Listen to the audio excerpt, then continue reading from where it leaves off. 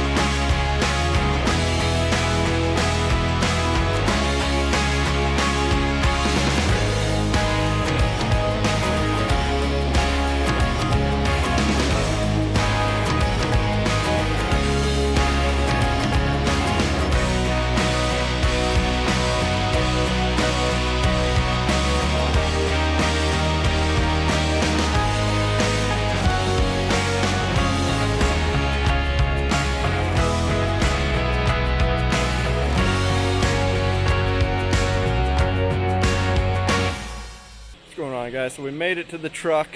If you can see it in the background there, definitely looks pretty stuck. So I got here a little early, so I'm just gonna wait for some other guys to show up, and then we'll figure out kind of a game plan to try and get this out.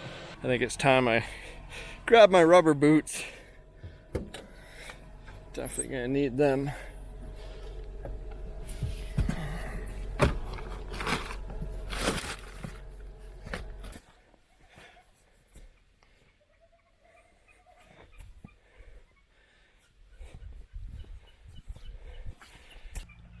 You can hear people coming. Hopefully they're big.